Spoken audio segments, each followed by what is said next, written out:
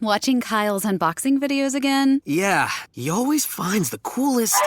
No way! A robot dog? Gotta ask where he got it. Or use your Samsung Galaxy S24 Ultra. Just draw a circle around the dog on your screen, and it shows you where to buy it right in the app. Whoa, I just learned a new trick. And that for once, I beat Kyle to the next big thing. Circle it, find it with the new Galaxy S24 Ultra and circle the search with Google. Get yours now at Samsung.com. Internet connection required. Results may vary based on visuals.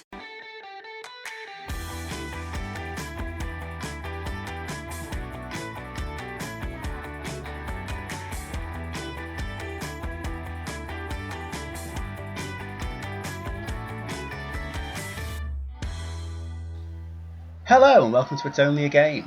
As winter turns to spring, there's plenty more time to potter around the garden in this nice weather, as it's less Golden Graham and more Golden Payham, as it seems the Chelsea job is a bridge too far for the former Brighton magician.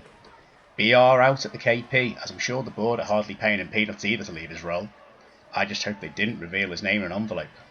More sacks this weekend than a urologist's office. Almost made me forget that I, for one, think City didn't miss Haaland. But he sure had Norwegian wood after witnessing his teammates get back to form with a win against those lads from Liverpool. Overground, underground, Rochdale still probably going down, but with Bentley out it was a Rolls-Royce result as they won 3 in a corner of South London. I'm sure the Dons hardly let them win either. At WrestleMania Sunday we saw Newcastle give the famous Jordi Alba, not to be confused with the Barcelona fullback, to Manchester United. Is the fog on my time clearing to reveal a Champions League adventure next season? In the Battle of Paisley past Tues, it was a pizza cake in the Papa John's final for Bolton, as they trotted to a 4-0 win against Plymouth under the Wembley Arch, leaving the Pilgrims all at sea. Maybe Peter Kay was kind of right when he predicted garlic bread would indeed be the future for his beloved Bolton. Continentally, their Klassiker in Germany saw TT, Thomas Tuchel, say Audi to Bayern, as they scored a quattro of goals against solid side Dortmund to return to the top of the Bundesliga. Napoli are way out in pole position, but Milan gave them a resounding pounding to dimp their confidence ahead of their Champions League meeting. And boos in Paris, not the good kind, as Lyon become the later side to humble PSG, showing that the only people striking you in the French capital are those of the angry civilians. Meanwhile, in the Monday Night Wars at Goodison, that's gotta be Kane, floored by Abdullah the Butcher before hulking up to score from 12 yards, as Michael Keane's screamer ensured the Toffees weren't still jobbing in the bottom 3. And after all that, I am joined by Greg. How are we, mate? Doing well, Jim. Doing well. Really enjoyed that. That was good. It got me thinking when you were about the Bolton one. What was it? Pizza cake? I was like, oh, pizza cake.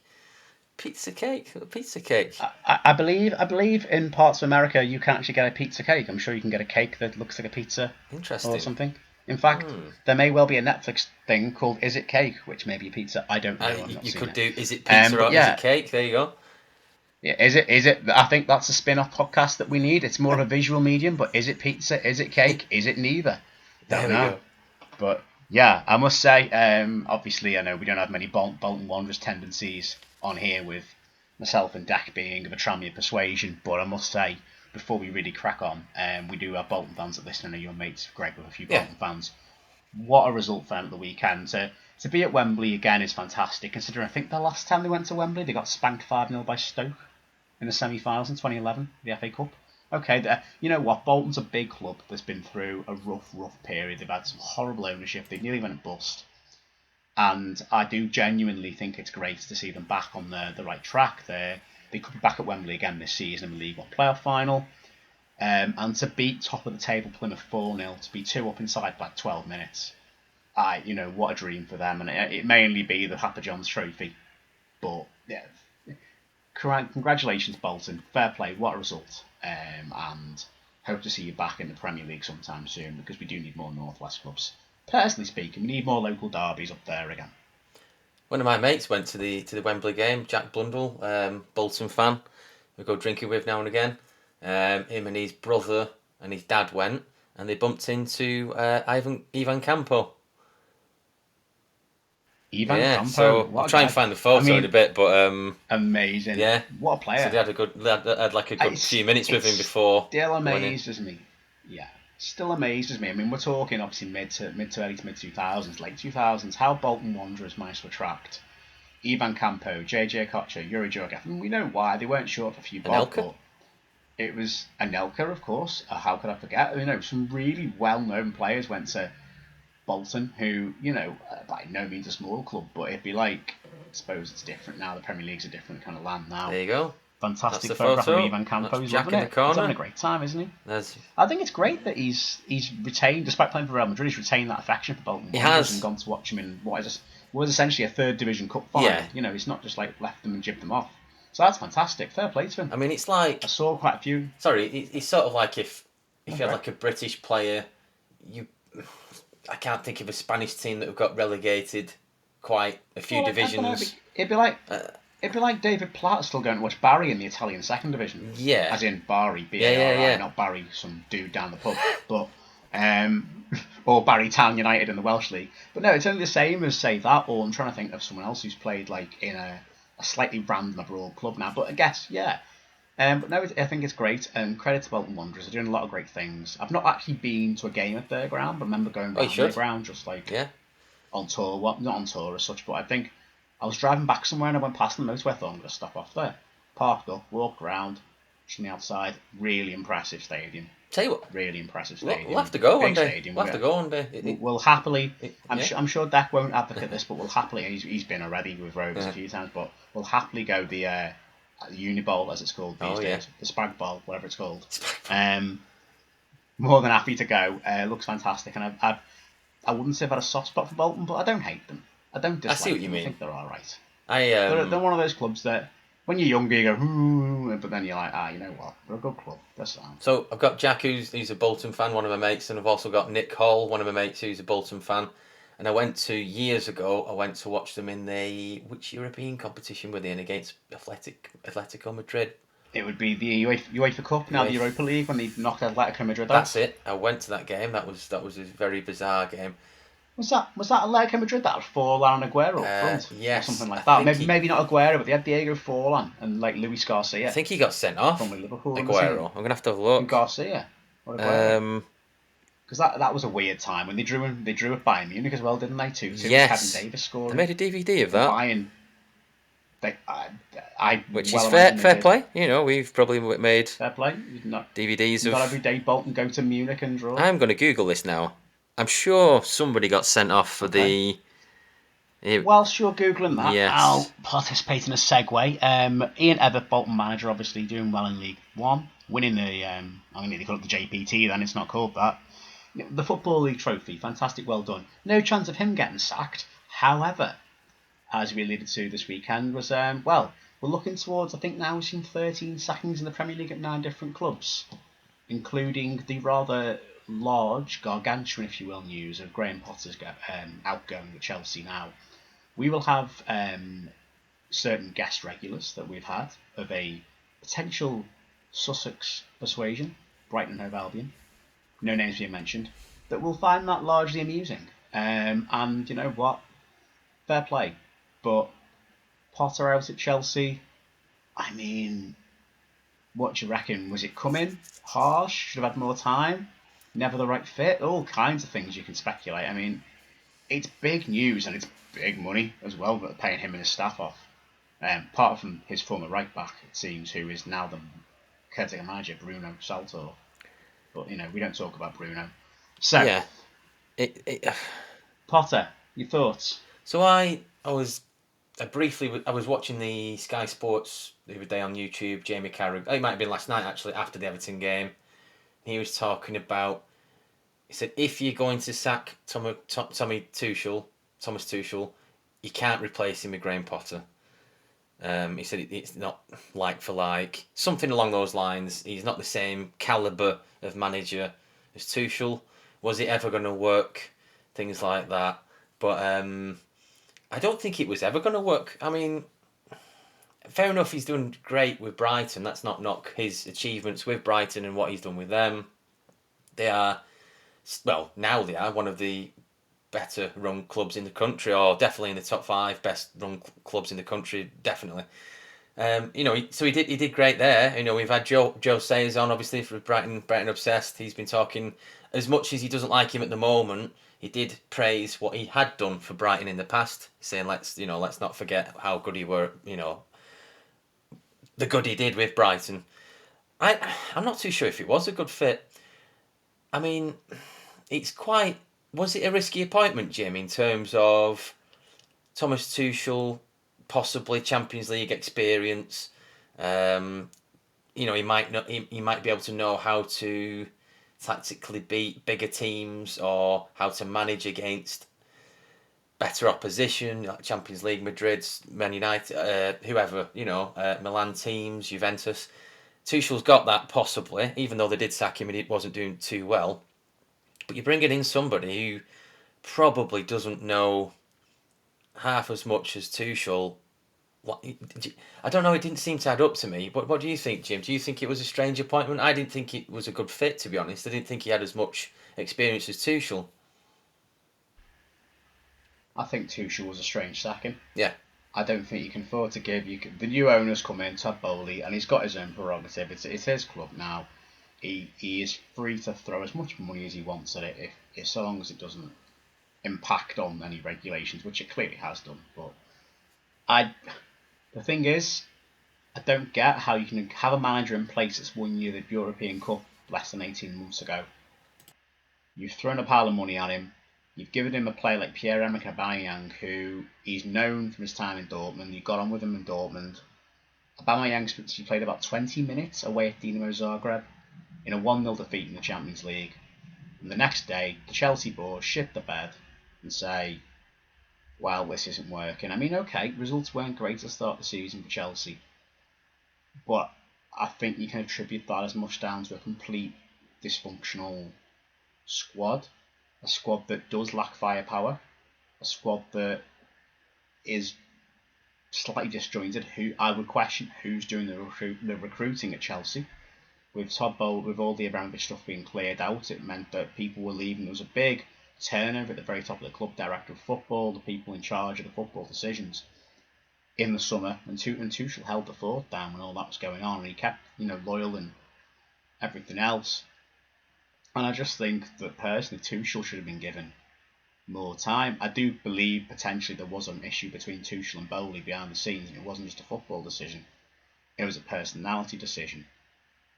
But I think to bring in Graham Potter, I think it's the same with a lot of managers, but to bring in Graham Potter, he's not going to be your firefighting, your Goose Hiddink, for example, who's going to go in and do your job for 6 months, and he knows what he's doing. And he's going to come in as a temporary appointment. He's not going to do that. Potter was somebody that he had a career that was upcoming. It was promising. It wasn't perfect. It was good, but not perfect. And the biggest question I would have about Potter as time at Brighton would have been the lack of firepower. They were known as being well underperforming their expected goals for Brighton under Potter, and I think to know you've got that. And then a team that's underperforming up front, and then you're putting a manager in who can't get his teams to score, well, that's not going to work. And I do think at Chelsea, they need a manager that's used to managing egos. Now, and a good tactical manager, a studious manager that Graham Potter is, and this does not make him a bad manager, that he's had one job in the big time, if you will, no disrespect to Brighton or Swansea or whoever, one job in the big, as in Champions League, as in the very top end of the Premier League, although Brighton are actually much higher than Chelsea right now. To have that and to have failed, I don't think there's any shame in it for him, because he's gone into probably the most volatile club of the Big Six, potentially, in terms of they will hire and fire managers on a whim. They always seem to have done so since Abramovich took charge nearly 20 years ago. And one thing Potter needed to get right was time, as a lot of managers do. They've not been prepared to give him time. They want results now. It's been awful. You don't sit in 11th near the relegation zone, I think, than the top four if you haven't had an awful season. You can't afford to be spending £100 million on Mikhail Mudryks and the Endo Fernandezes of the world, and then be happy with the bottom half or even a finish outside the top four. But it's where they are, because it's where they absolutely deserve to be. Do I blame Potter for that? I think it hasn't helped, but I do think there is a dressing room culture there potentially where they need big managers, big personalities to come in and help with the egos. Now, one thing you can say about Thomas Tuchel is he's a big personality who's managed in Paris, he's managed at Dortmund, he's used to big-time players on the big stage. Graham Potter, with the nice respect, I think I heard today, he'd only spent 20 plus million on 2 players ever before managing Chelsea. I think one of them was Mwepu, the guy who sadly had to retire, and the other one at Brighton sadly escapes me now. I do apologise. But to have gone from that to going to a club that's got about 7 plus £20 million players out on loan, plus the hundreds of £1 million spent on the squad, that I think the players weren't buying into what he wanted because why would they? He's a really good studious talker of the game. Listen to interviews with him, talks fantastically, and I think the right club, Potter, like he did at Brighton, the right club Potter could do really well at. I do genuinely believe that. I don't think he's a bad manager, but there's a new wave of these sort of quieter, understated, well-read tactical managers that are not going to sit right with players who think they know better, and big egos on more money than the manager is that think they know better. And sadly, yeah, I think you're right, it was never a great fit. But from Potter's point of view, I think it's an opportunity you've got to try and take. And if it doesn't work out, hey, look, you get a fat payoff. So, I mean, yeah. But I think it's a shame. I think it's a shame that I've gone on way too long on this. I think it's a shame that we've got an English manager. Not that I'm one of those who thinks every top manager has to be English and all the top clubs have to have English managers, but there's been such a dearth of English managers in the top level of the game in England for years now that we've had a guy who's admittedly in the last 8 of the Champions League, okay, against Real Madrid, and he's not going to be able to continue with that because it's a shame. And who's to say when the next English manager, maybe Eddie Howe, but the next English manager really is going to get a big job or be in the Champions League again? It's a shame for him, but for Chelsea, it's one of those where it's just another manager gone. Yeah, I agree with all of that, Jim. I was just looking at the results on FOTMob. It's not the first time we've mentioned FOTMob. I was looking at Chelsea's past results. I like to see. Sometimes I see a pattern of losses.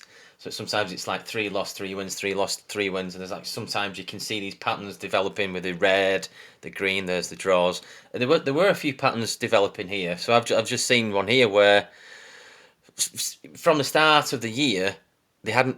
I don't think they won a game. Well, first 4 games they didn't win. So you got the 1-0 Nottingham Forest. City beat them in the FA Cup and the league, and then Fulham beat them. So there's 4 there that they haven't won. And then after that, they beat Crystal Palace 1-0. It's 0-0 with Liverpool, 0-0 with Fulham, and 1-1 with West Ham. So then they've gone they've gone 4 defeats. Well, 4 games without a win, and then they've gone 4 unbeaten, and then they've gone 3 wins on the bounce. Sorry, start again. 3 defeats on the bounce, 3 wins on the bounce. So there's it's weird. Soon as they get whatever result it is, it follows on for a couple of weeks, and it's sort of you can see a pattern developing. So basically, it's 4 undefeated, or 4 haven't won, 4 they've won, 3 they've done this. So it's 3s and 4s is what I'm trying to say. I'm going around the houses there a little bit. But what I'm saying is they seem to be developing patterns of whatever result it is, it's sticking with them, really. So they've got... You look at the Dortmund game. Look at the Dortmund game away from home, 1-0.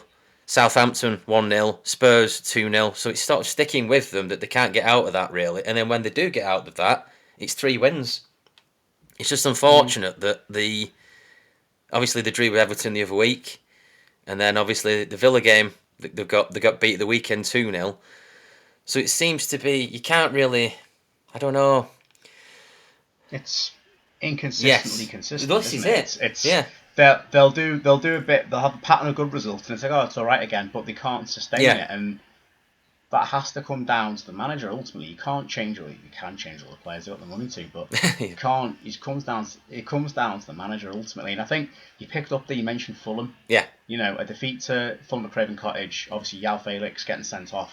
That cost them a fair amount to have him on loan for those games and get sent off. A draw, obviously, in a drab Friday night 0-0 draw at Stamford Bridge.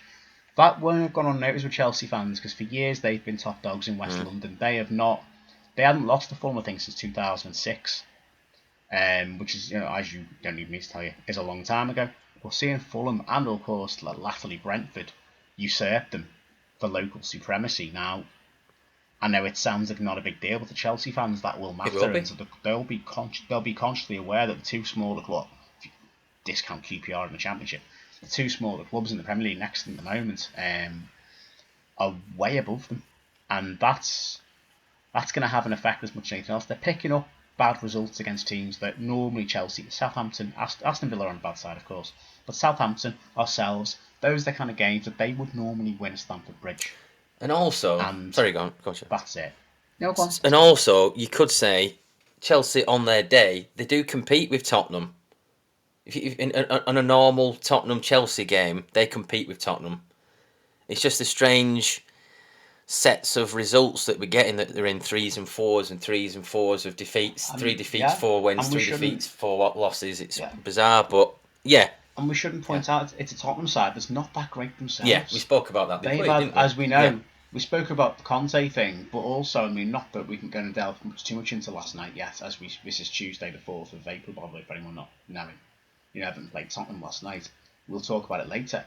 But the simple reality is that Tottenham aren't that great this season, and to have drawn at home, someone pointed out, obviously Tuchel and Conte get into handbags on the touchline of a 2-2 draw was this season.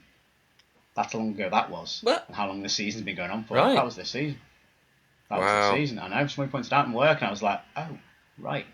Fair enough from that, but gosh, again, to have drawn at home and lost away to the Spurs side that are somehow fourth as we speak, but bang average. It's not good enough for Chelsea. It's not good enough for them. It's not good enough for a lot of teams in the Premier League. So I'm not surprised he's gone, but I think it is a shame. Just a quick one, actually. I think it was a couple of podcast episodes ago. We were talking about the sort of non-traditional EFL teams doing well in League Two, somewhat doing well. And obviously Forest Green is an example. They went up the other season. They're doing quite well. They're in League One anyway. Is there a case that when you look at the Premier League that there's two that I can see here looking at the top 10 that you wouldn't say are traditional Premier League sides in Brighton and Brentford? They're punching really in a good way. I'm not trying to put them down. Brighton and Brentford are up there in the top 10.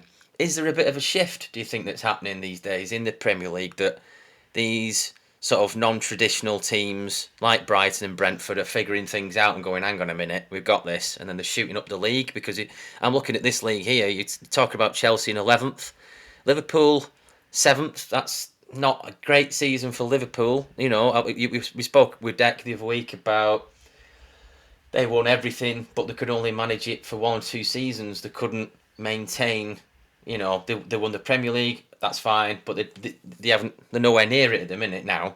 Do you think there is a bit of a shift to these sort of new, should we call them, Premier League team? Well, they're not new, but historically they are new. Brighton and Brentford up there, is there a shift? I think it's no surprise. First off, I don't think any Brighton or Brentford fan listening hopefully would be offended if I said, they're not one of the traditional big players in English football. They're not one of the big clubs. In the nicest way, they've never won. Brighton won the Charity Shield in 1920 or something, I don't know. We've referenced it before when we've had Joe on. But they've never won a major trophy, really, between them. And neither side have ever played in Europe. So for either of them to get, even Conference League this year would be fantastic. The biggest thing, I think, and I look at it with me blue-tinted goggles on, is to see that they've both got really sound ownership models that are ahead of the curve with data analytics. They'll be able to recruit well for cheaper, from the likes of Denmark and the likes of Belgium in their leagues.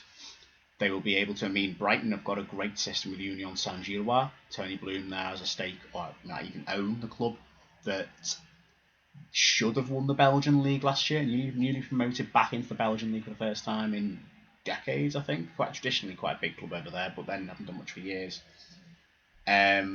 They finished top of the Belgian league, but then the way the Belgian league works is then you go into a playoff system and they lost out the Club Bruges for the title. Very strange system over there.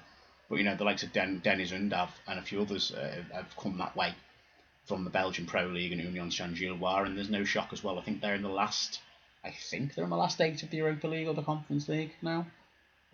Which again, and then the same with Brentford, and I think they've got interest in FC Midtjylland in the Danish League, who again, Danish League is a great source of young, particularly Scandinavian, particularly Danish talent, as is shown by just how many Danish players play in the Brentford side and across Europe and across the major leagues. And I think they're cutting out the middleman. They're cutting out the let's see how this player does well in Spain or Germany for a few years or Italy for a few years, and you pay a higher premium. Let's just cut that out and get them direct from a Belgium or from a Denmark or a sort of a mid-tier kind of league. It's a good quality. You get a team in the Champions League, but they don't tend to do much really in there. Your Club Brugge's, your Copenhagen's and so on. And they've found that model, and there's all kinds of Moneyball and data analytics that I couldn't even begin to understand that they used in order to find players that suit their system, recruit the right manager, so they've got a smoother transition. And honestly, they are the role model clubs of how a football club in this country should be run. They are run even. They are the two clubs I would look to in the Premier League and say, if you're going to own a football club, you look at their models, because they are run fantastically well. And yes, as an Everton fan, I can say it does make me envious that we've spent £500 million in 7 years and we're on the verge of relegation and God knows what else. So, no, fair play. It's not a surprise in terms of their recruitment to see them up there and to see the way they're run, but in terms of the size of their clubs relatively to the rest of the league, it is obviously a bit of a shock. I just hope for their sake it's sustainable for years to come. Whether the big money tears, as it has done with Brighton to an extent, tears players away, is yet to be seen, but they keep finding somebody better for cheaper, so why not? It's a great model to have. Yes, by no means was I putting Brighton and Brentford down. They're just they're not your what you could call Liverpool type of team or Man City, Arsenal type of team, anything like that. It's just it is admirable. We talk a lot about Brighton. It's really admirable what they're doing and how they're doing it.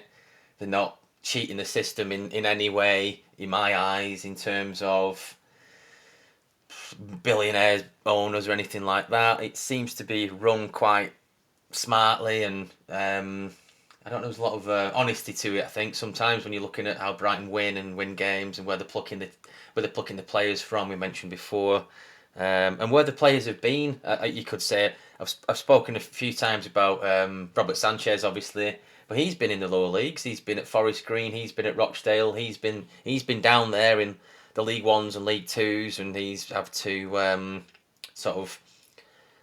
what's the word? He's had to sort of not convince, but the managers have had to be sort of convinced by his ability somewhat. And look where he is now. He's in the Premier League. He's in the Spain national side. So there's a few more obviously in the Brighton team that have had that type of background in terms of where they've been before Brighton, and they're not necessarily been in the Premier League for years and years and things like that. So it's nice to see. It's nice to see that these players are not just, they've come from the bottom, some of them, like a little bit like Ricky Lambert did a few years ago, something like that. Some of them have anyway. But yeah, I think there's going to be a shift in the Premier League. Obviously, we were just talking about those two teams, but I think there's going to be a few. I think they're just going to sneak up there, and they're going to probably stay for a couple of years, hopefully. Well, I think it's more of a hope, possibly, than anything. But it's admirable, and it is refreshing to see, sides like that just up there. But yeah, it's. I think that's going to be something for Brighton to stay up there. Would be great. You mentioned if they could get European competition next season, that'd be bloody brilliant if they did. Yeah, over to you, Jim. It's good to see. It's good to see.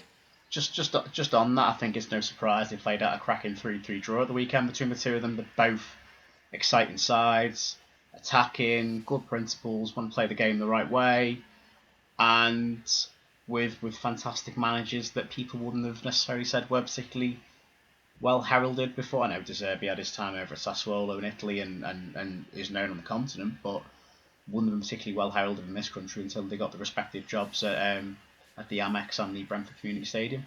So no, credit to both sides. If one or both end up in Europe, fantastic. If not, then they've still had fantastic seasons, and that's not to sound condescending. Yeah. If they come 8th or 9th, still a great season. because obviously if you're looking at 6th or 7th and you come 8th or 9th, that's still gutting. But relative to where I reckon people would predict them to be at the start of the year, they've both been fantastic, and it is a breath of fresh air. Whether we're going to get other teams come up and do the same, I don't know, because I don't think there's that ownership model at the moment in the Championship. I think obviously Burnley will come up, and they will come up, and I think they're going to be a cracking side next year, under hopefully if Company stays. But I don't see potentially where else it comes from. There's other clubs that could come up and have a crack like Forest have and spend big money, or all the way Bournemouth do, where they keep a largely settled squad of largely players that got them out of the Championship with a few additions, and to their credit, they've recruited smartly in January at Bournemouth, and it's shown in their results. But it's hard to see at the moment where that level of whole club ethos comes from. I mean, I could be totally wrong on that one, but we'll see on that one. But I do think you're right in that there is going to be some kind of shift at maybe not the very, very top of the Premier League, but I think in terms of the sort of 6th or 10th places, there's going to be a whole kind of clubs in there, but that you don't always necessarily see to expect. But then that tends to be, you've had all kinds of clubs up there before now, Gone are the days where, we've had the likes of Middlesbrough, Wigan, Blackburn and all that finish in those top positions. So it goes and it changes. It's just the nature of football sometimes. Just going back to Chelsea for a minute, in terms of, we're talking about the patterns, the result patterns that they've been having in the past few months since January.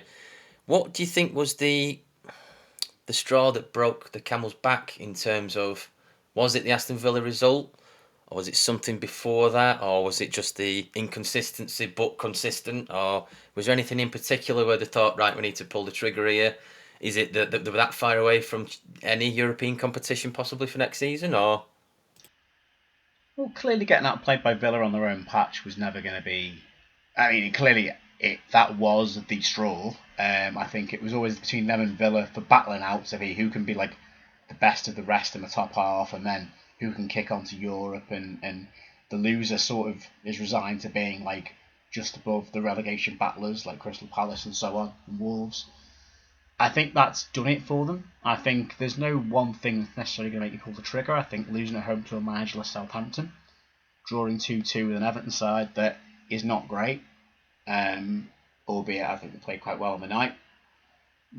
It's the home results if you're Chelsea, because down the years when Chelsea been at their best, I know it sounds like a stupidly obvious thing to say, but Chelsea at their best have been imperious at home under Mourinho, under Conte, on their even under Tuchel. They would get the job done more often than not at Stamford Bridge, certainly against sides in the bottom half of the league or sides from say 7th downwards. Again, there will be exceptions of that. There'll be the time when Allardyce and West Brom won 5-2 at Stamford Bridge. But, hey, lockdown season. Strange shit happened, right? But, I think it's a multitude of different things, not least the fact that they've gone out and spent a lot of money on players. But then you do question, where is that Potter done that recruitment? Is that Todd Bowley done the recruitment? Is it somebody, is it... I think they've got the guy in from Leipzig now who's doing the recruitment of the director of football. His name escapes me. It's a bit of a messed up, joined up, or lack of joined up sort of concoction there at the moment that you can't just keep throwing money at. You have to have a clear path in place, as Brighton and Brentford have shown. But to answer your question simply, I think it was for Potter. It felt like death by 1,000 cuts. It just every week they seem to be just another shit result and another shit result. I know they won games, but it almost felt like they never won a game. I know they obviously did, but every week you'd be like, "What? Oh God, Chelsea have lost or drawn again. Oh, that's not good. Oh, rubbish." And it just felt like they never won a bloody game under him, which ultimately you're gonna go. yeah, each week it weren't.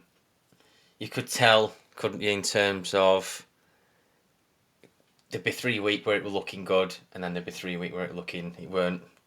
That was the true sort of reflection of his reign, really, wasn't it? In terms of it was a sort of false impression. I don't know, false not impression, a false reading even.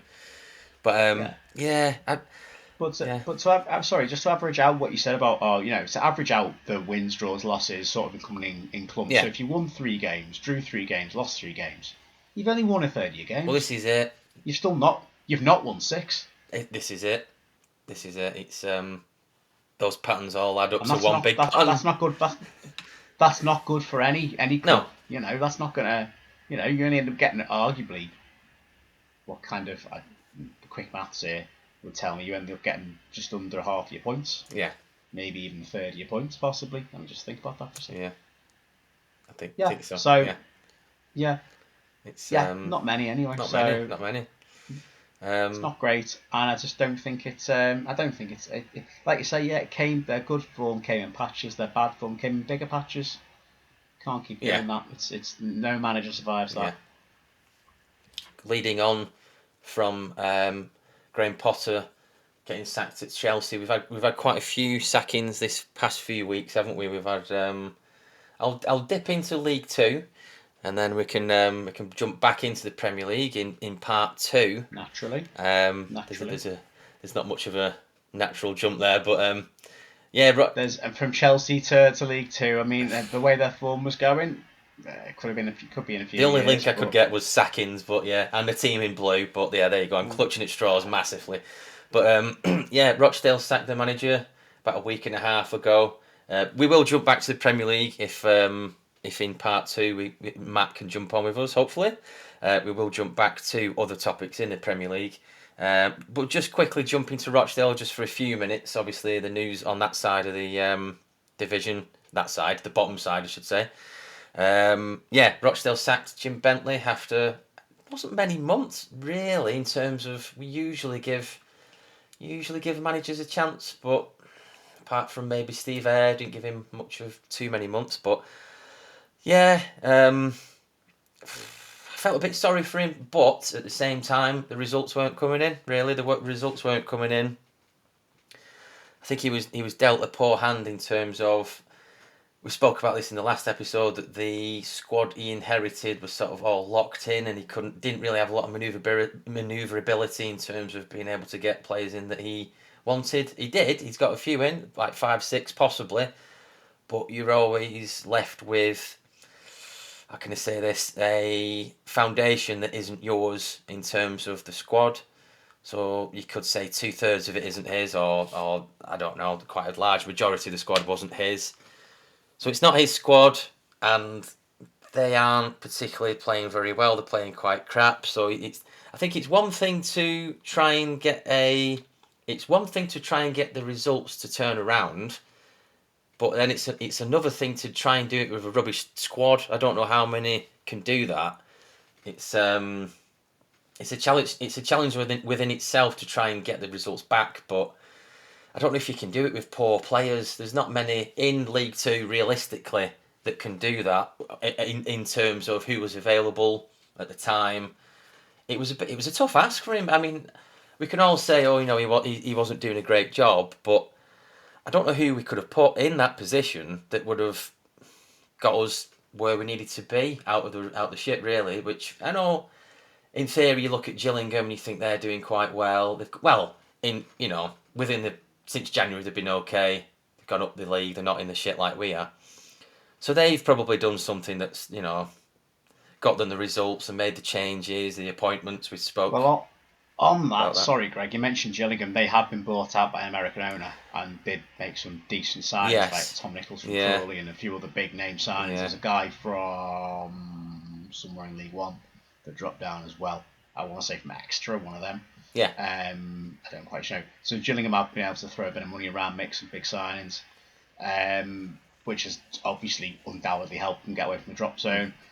My view is sorry to interrupt quickly, is that I just don't think your squad's very good. I think it's as simple as that. I think you've got a lot of short-term loans, young lads with no professional football experience necessarily. The odd player that looks all right, have come from a non-league. The lad from Ultram looks okay. His name escapes me. That you've signed, and unfortunately for Bentley, I don't mind him as a manager. He's a very back to basics kind of manager. He did a great job in Morecambe. Obviously get him in the Football League and get him battling at the top end of League Two for a time. His last job, though, if memory serves me right, was at AFC Fylde. Now, with the greatest respect to Fylde, I like them as a club, which not many people do, admittedly. They've got a few. Yeah, I know they've got a few ownership or whatever, but still, besides the point, he couldn't do a good job there with the backing he had filed. They ended up in the 6th tier. That's 2 divisions below where you are at the moment. Yeah. Sometimes, you don't. No one's a good manager or bad manager forever. Certain managers don't fit certain situations, don't fit certain players, and I think the way he wanted to play, I would argue, a bit like the Mickey Mellon thing, where he's used to having veteran players, he's used to having grizzled, guys that know how to get him out of a situation. And what has struck me with your squad, apart from like Henderson and possibly is it Keowan, I can't remember his name now, is most of your players are very young and inexperienced, which is great for energy, but mentality-wise, you need a bit of steel in the middle of the park, you need a bit of leadership there, which I'm not saying you've not got, but it needs more, and needs more of a spine, needs to be more clinical up front, and to be quite simply, it's as simple as look at the squad. I don't think a lot of players are good enough for this level, which is sad to say, because you want to blame tactics, you want to blame this, you want to blame circumstances, but ultimately, I do think it is as simple as there's quite a few young lads that are just not at League 2 level. And I think it's telling to say that players aren't League 2 level, because I think Dex spoke about this before with Tranmere. It doesn't take a lot to get a bit of momentum in League 2. We've done it before where we've beat teams in the Cup, in the FA Cup or League Cup, and we've took that sort of performance. We've took that into the league, and it sort of goes straight into that in a different avenue. And then we get 2 wins on the bounce, and then you get a couple of draws, and you can sort of build the foundations on that. You can get 1 good win, and you can build on it. I don't think it takes a right lot in League 2. I don't think it does, because you're not talking utterly fantastic football every week. You know what I mean? I mean, no disrespect, but it is the 4th division, is what I'm trying to say. And if they're not good enough for the 4th division, that's quite telling, really. I think that's something. If they, I don't know. It's disappointing, I think is the word. It's disappointing that they can't compete in League 2. There's no. Years ago, we had we've had a few big teams in League 2 over the years. Obviously, we had in League 1. League 1, we've had Sunderland. We've had, obviously, Bolton are in there and Ipswich. We've had Southamptons and things like that. And I think we were a little bit spoilt maybe in League 1 in terms of what we sort of achieved. And I know people from different supporting backgrounds of clubs and Tranmere and Bolton and whoever, and they don't like Keith Hill a lot, outside of Rochdale. But we were quite spoilt with him in League 1 because, and what he did in terms of sell-on fees for players. So if such a player's going somewhere, when he gets sold on again, we want 10% and things like that. We're lacking those type of ideas at the moment. I'm not saying he's the answer. I'm not too sure if he is the answer. He'd make a good director of football, I think, in terms of these deals or something like that, or trying to find the next diamond in the rough or something like that. I don't know if he's the answer to get him in as a manager, but we need somebody with a football brain to come in and sort of just sort it all out, basically, because, I talked to the Dale fans on Twitter, and it was like, he was a bit mouthy, Keith Hill, and things like that. But we were overachieving massively, really. I think at one season we were 3 points away from getting in the League 1 playoffs, or 2 points, something like that. We were beating Sheffield United. Early on, we were beating Southampton twice in one season. You think, bloody hell, we were really punching.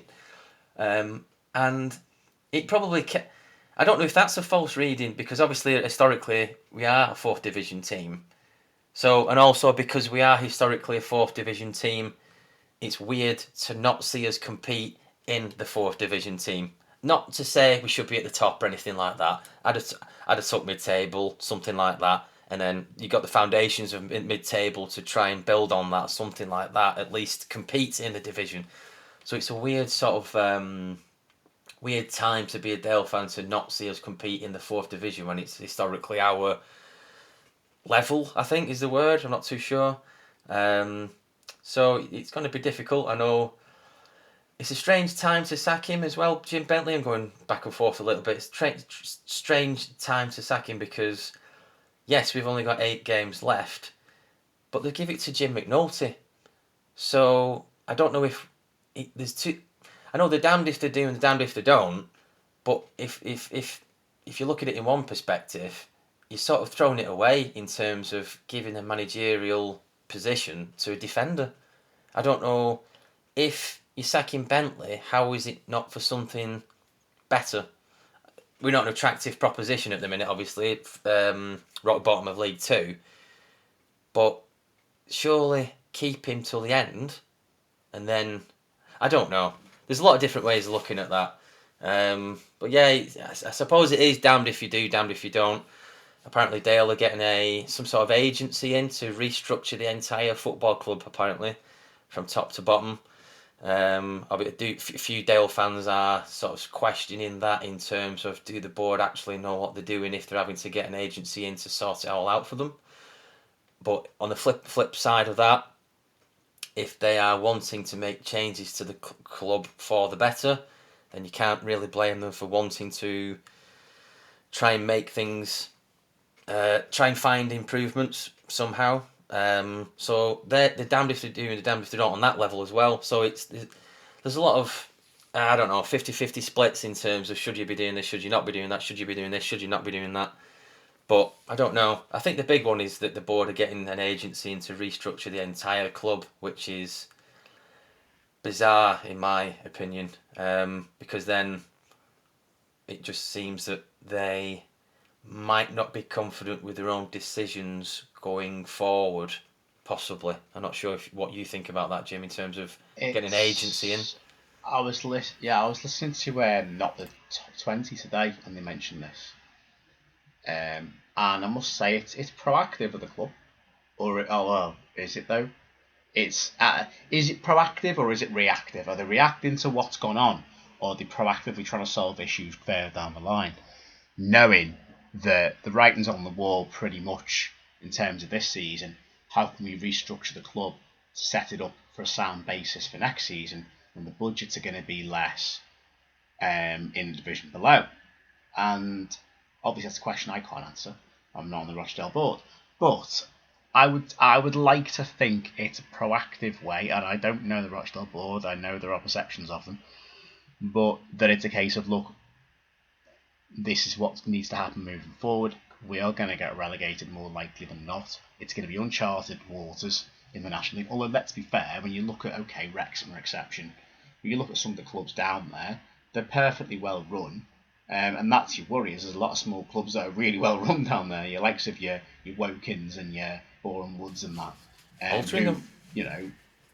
Altrincham are a decent little side, as you know. There's a lot of good sides, and even sides coming up from the 6th table, some of them could be pretty well run next season. We don't know who that's going to be yet, and I would suggest that's partly to do with it. It's a case of, right, what's gone's gone. It's part reactive, part proactive. What's gone's gone. But what's coming is that we need to think about this going forward now. How is this club going to get out of this mess and bounce back into the Football League next season? Yes, there's no point giving up right yet, but I think most people are accepting this is the fate. If you can get out of it, brilliant. But it's a weird one as well, because you may see it from the inside looking out, but compared to previous seasons at the bottom end of League 2, there's always been a Scunthorpe or Macclesfield, actually basket case of the football club. I think Oldham at one point, and then Oldham last season maybe. As well. I mean, there's usually 2 or 3 invariably, but particularly Scunthorpe, Oldham, Macclesfield. Notts County were a mess when they went down. There's so many clubs I can't even think right now of clubs that have gone down being a mess financially on and off the field. And I don't think people outside of Rochdale. Southend. Southend was a big one, wasn't it? Yes. Southend. Yeah. Oh God, they still are. Yeah. They could still go out of business, still, sadly. Which I hope they don't. But I don't think, and I know you'll probably correct me on this, I don't think people outside of Rochdale on the club, I don't know if people in Rochdale do, but see the club as a basket case the same way as your Scunthorpes, your Scunthorpes, your Oldhams, your Southend's. I don't think you're anything like that level of unstable. I just think you haven't got that much money and your squad's a bit crap, to be honest. That's not being horrible. I think that's just kind of where you are, but I don't think it's an unsolvable situation whereby you're looking at, you need a whole new ownership. You just maybe need to restructure, consider where your budget is, how to be a smart. You need somebody in charge as a manager who's a smart recruiter next and knows the National League should you go down. I don't know who that would be. My knowledge of National League managers is not fantastic. Whether Mickey Mellon would take it, I know you posed that question to us not long ago. You know what, it'd be a good rebuilding project for him, but he'd need a lot of. He likes his grizzled, like I said before, his grizzled hard work and veterans. Fine. It's a possibility. But I don't think if you go down that all hope is lost. I do think you are in much sounder footing to go down than some of the clubs that literally were on minutes away from going bust. Yeah, we'll just have a few more minutes on Dale, and then we'll tap into part 2 of this recording. So yeah, I think you are right. Sometimes there's rose-tinted glasses. There's seeing it from the outside, not from the in, and things. There's all kinds of different perspectives of a team going into the conference. You're quite right. Obviously, Southend, that was quite a bad situation. What was going on with Southend? It wasn't looking great for Scunthorpe. I think they had a few issues as well. I do remember Torquay in there, but I can't remember how that all panned out in terms of, I don't know if they were in a lot of problems or not. Oh God, Torquay dropped the National League South at one point. They won the National League South to bounce back and then lost the playoff final to Hartlepool a couple of years ago. I mean, there's loads. There's so many examples. Sorry to put in again. There's so many examples of clubs that have been ran shoddily and ex-league clubs that have been, and I just don't. I could be wrong. I hope I'm not wrong. I hope that Dale aren't at that stage that the likes of Scunthorpe are and Southend are. Yeah. It's going to be difficult. Obviously, we'll probably struggle a little bit. I think there'll be culture shocks. I mentioned this the other week. There'll be culture shocks. Dex spoke about these. You spoke about these with Tranmere. Different teams coming across, and in Tranmere's position at the time, there were a lot of people's cup final and things like that. We won't be because we're not that type of calibre of team.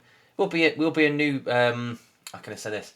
Will be a new ground to tick off for a lot of them, or a new opponent and a new let's try and beat them, but not in a big name way. I don't know. I can't really put anything on what we will be, but there will be teams like Altrincham will want to beat us because they're down the road from us, literally less than an hour away.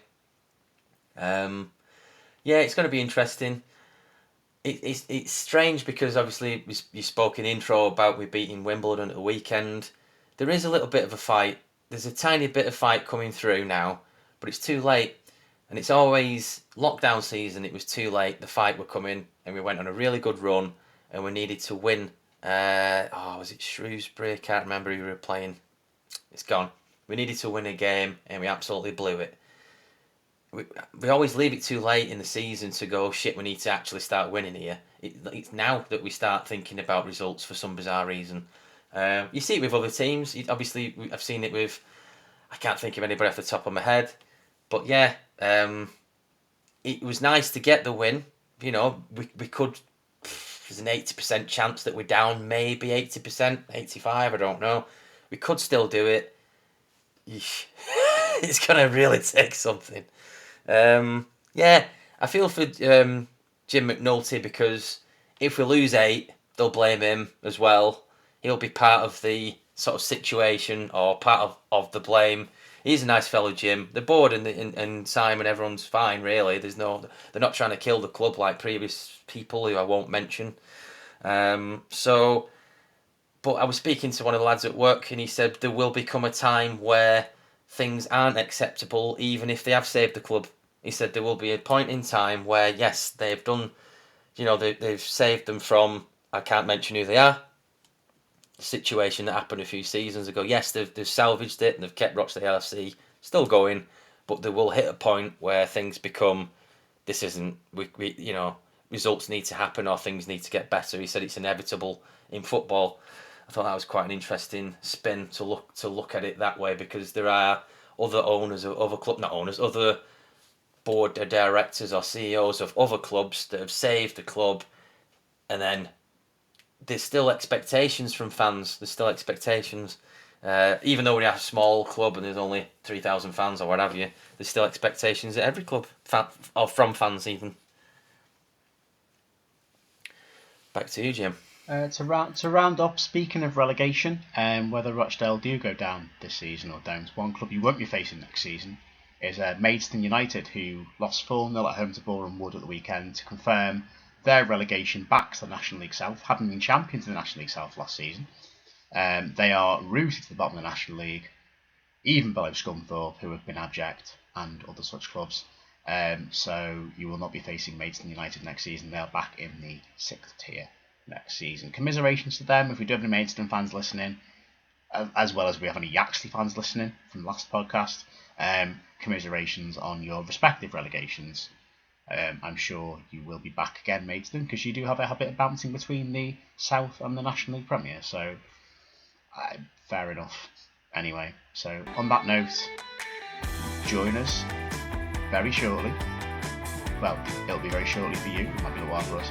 Part 2, and we'll be joined by Greg again, and Matt. Take care, bye for now.